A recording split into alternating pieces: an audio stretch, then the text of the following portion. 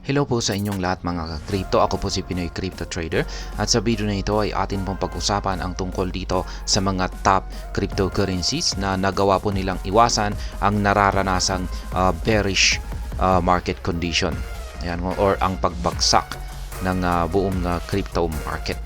Kung saan ay ibig pong sabihin ay yung majority po ng mga cryptocurrencies ay bumabagsak samantala ang mga crypto assets na ito ay umaangat. Kaya ayan, bago po natin kilalanin ang mga top cryptocurrencies na yan, ay nais ko lamang po munang bigyang linaw ang aking disclaimer kung saan ang nilalaman po ng video na ito ay hindi po ito isang financial advice. For education and information purposes lamang po ang layunin nito. Maliban po dito ay nais ko na rin pong magbigay babala na wala pong kahit anumang group chat ang Pinoy Crypto Trader.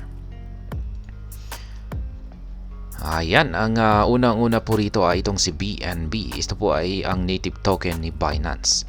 BNB trades at $592, a 1.17% high in the last 23 hours, changing the tide after a bearing outlook.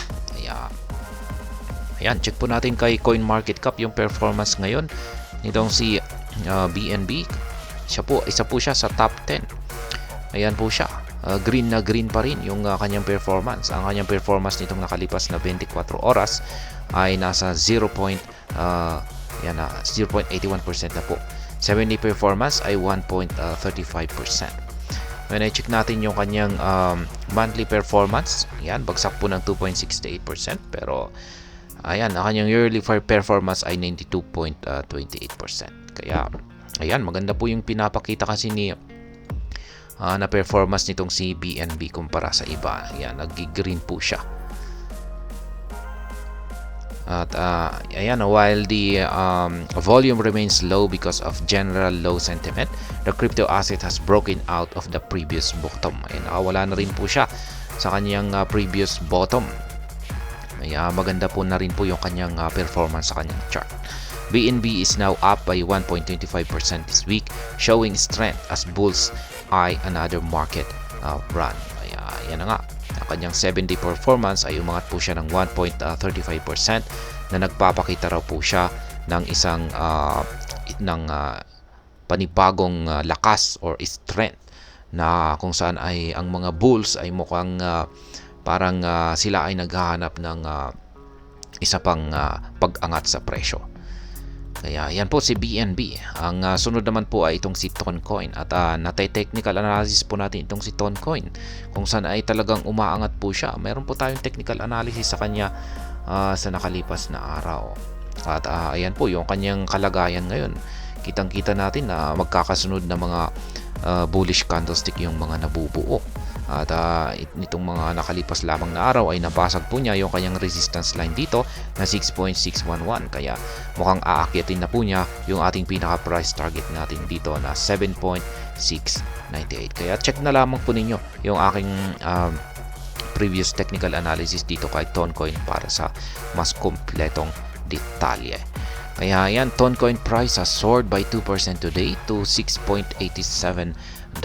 Kaya ayan, 2% po yung kanyang inangat. Check na natin dito kay CoinMarketCap. Ayan, yung kanyang performance po sa 24-hour performance ay 1.77%. Ang kanyang 7-day performance ay 20.75%. Ang taas po. Ayan, ang laki ng kanyang 7-day performance. From the token distribution announcement to hashkey listings, Ton has marked a series of positive developments. Kaya mukhang yan po yung mga nagbagay. Mukhang yan po yung mga bagay na nagdulot sa pag-angat nitong si Toncoin. Nagkaroon po sila ng token distribution at saka yung listing ng kanilang hashkey. Kaya ayan, umaangat siya. Toncoin has outpaced the market this week, showing a huge 18% upward movement. Ayan, hindi lamang po 18% sapagkat nasa 20.96% na. Yan, patuloy pa rin po siyang umaangat. At ang panghuli natin dito ay itong si Litecoin. Litecoin price stands at $81.60, a 1.80% rise today, moving away from other crypto assets. Kaya yan, check na rin natin itong si Litecoin. Ayan, asan ba siya? Ayan, siya po ang top 19 dito sa ating market cap ranking. At yan na rin po yung kanyang performance, green na green. Ang kanyang 24-hour performance ay 1.37% at ang kanyang 7-day performance ay 0.58%. Ayan, siya na rin po ang yan na rin po ang bagay kung bakit kakaiba siya ngayon sa galaw ng majority ng mga crypto currencies. Kaya yan po ang mga tatlo. Yan, tatlong mga tatlong top crypto assets na kakaiba ang kanilang ipinapakitang performance ngayong bearish market condition, kung saan ay nakakaranas ng pagbagsak ang majority ng cryptocurrencies. Kaya yan po si BNB, ang native token ni Binance, si Toncoin at saka si Litecoin. Si Litecoin po pala ay ang kinukonsider na silver ng mga cryptocurrencies. Kaya pag si Bitcoin ay siya po ang gold, itong si Litecoin ay siya naman po ang tinuturing na silver. At ayan, hanggang dito na lamang po tayo sa video na ito mga ka-crypto. Sana po ay inyong nagustuhan ang aking paliwanag sa video na ito. Kung inyo po itong nagustuhan ay pakiclick lamang po ang like button nito. Para naman po sa mga bago lamang dito, kayo po ay aking inaanyayahan para mag-subscribe.